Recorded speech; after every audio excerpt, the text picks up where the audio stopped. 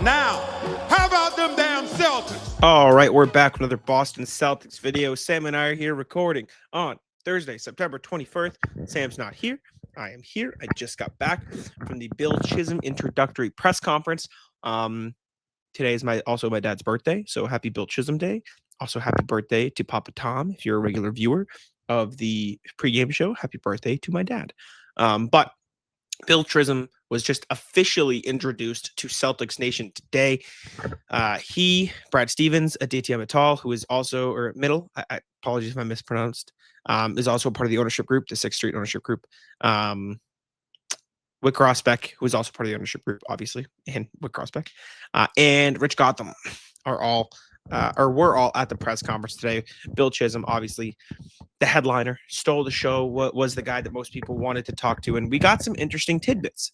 First and foremost, I think the biggest takeaway from this press conference, Bill Chisholm is a real Celtics fan. And ever since the news dropped and the rumors began going around and swirling that, Bill Chisholm could buy the Celtics. Bill Chisholm bought the Celtics. Bill Chisholm might buy the Celtics from Georgetown, Massachusetts native, Celtics fan for life, lifelong, bleeds green. And at every single opportunity today during his press conference, he made sure to hammer home, I love the Boston Celtics. And I had the chance to ask him sort of the origins of that, because I feel like everybody has one, right? Whether it's, my dad really loved the Celtics, or my mom really loved the Celtics, or I just watched my favorite player on TV.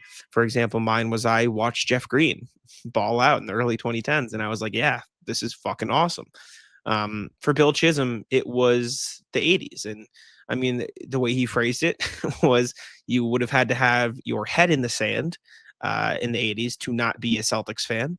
But he said it was pretty hard not to be in that time in Massachusetts. And he said for him, there was a stretch, a couple seasons where Bob Cousy and Gil Santos called the games, and that's when he was getting hooked. And he talked about how it was a family affair. It was him, his brother, sister, mom, dad, and now he's passed that on to his family. He talks about how powerful the brotherhood is of Celtics fandom in the city of Boston. He talked about how he's passed down that fandom, that deep rooted love for the Celtics to his kids, and he loves to watch games with his wife and his kids, and how it's really been like a great bonding experience and way to enjoy life with his family. And it was, I think, as Wick Grosbeck has put it and put it again today, that's the type of guy you want. Wick Grosbeck talked about how during the process he always knew what the separating factor was going to be. He talked about how, yeah, it's money, and that's kind of the way of business. It's kind of the way of the world. But I always knew the thing that was going to separate whoever won the bid to buy the Celtics and everybody else was love. And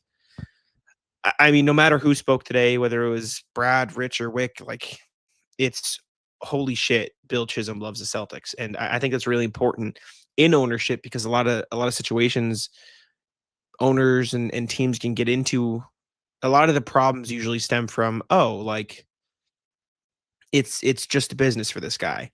And while I think it would be ignorant to ignore the fact that this is absolutely going to be a business for Bill Chisholm, and it is a business, and money runs the world, he is a Celtics fan through and through. Grew up a Celtics fan, currently is a Celtics fan, and I think that's important.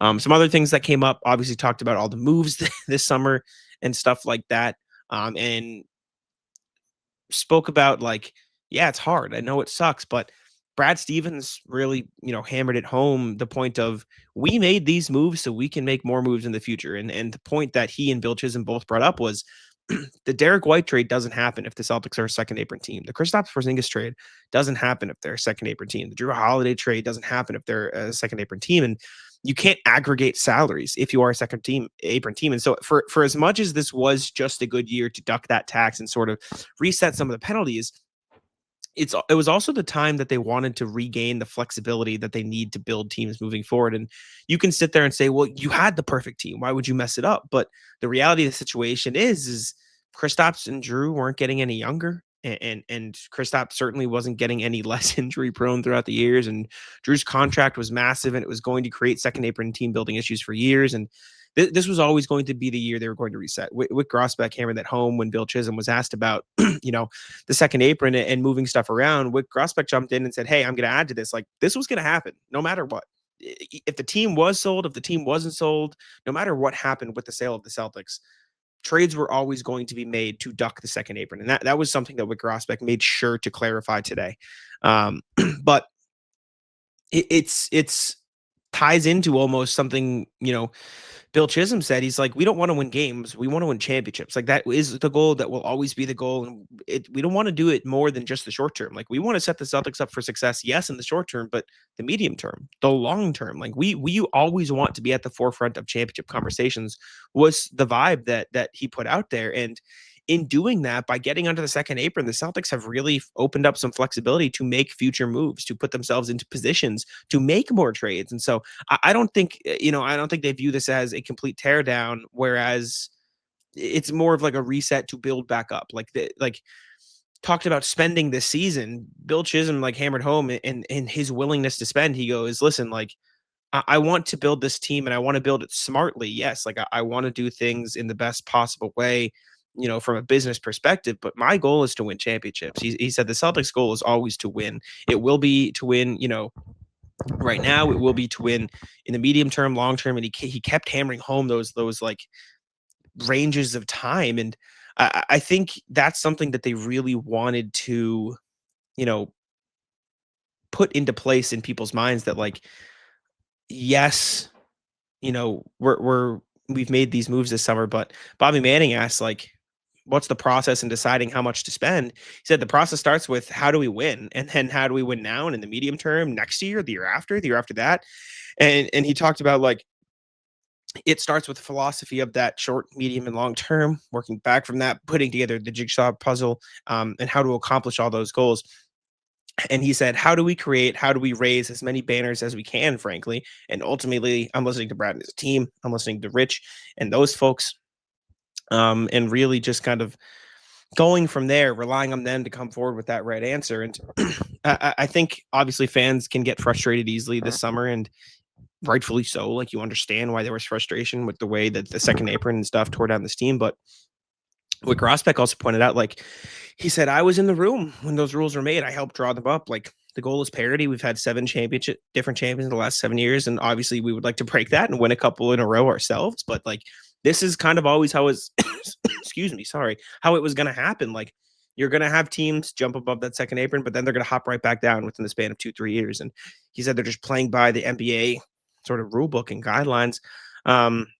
Some other small tidbits, and I encourage everybody to go watch the full stream. It was a long, 40-ish minute presser.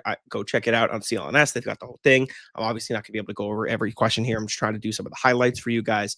Talked about bringing WNBA team to Boston. He said Boston's the best sports city in the country. They should already have a team, but maybe that's something they'll consider in the future. Talked about Noah Dalzell, asked him about whether or not they'll stay at TD Garden, and he said, obviously we've got to consider stuff, but I love TD Garden. I think the players love TD Garden. I think it's important for the Celtics and the Bruins to be in the same place. I think that's great. And so for as much as I think he does understand that it could be a good business decision to build up a new arena, I think Bill Chisholm and his Celtics fandom and everybody else understands that they do love playing at the Boston Garden, as he called it.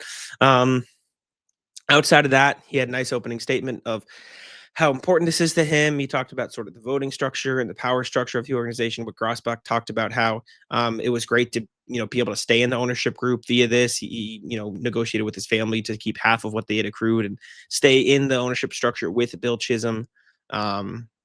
Bill talked about, again, his fandom, how excited he is to be at games and be present, but also just sort of when asked about what type of owner he's going to be, he said, I'm going to be the type of owner to do whatever the Celtics need me to do. If they want me to do a press conference every day, I'll do it. If they want me to stay in the background, I'll do it. I'm excited to be there, support the team, and kind of do whatever Brad and everybody else needs me to do. So again, I encourage everybody to go watch the full presser on CLS Media's YouTube channel. Go check it out there. It should be under their recent live streams. If you watch the whole thing, I'm sure you'll get plenty of articles and coverage coming out.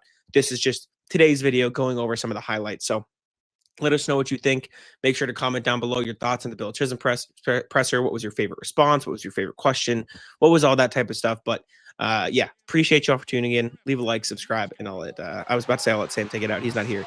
Leave a like, subscribe. We'll see you in the next one. Peace out.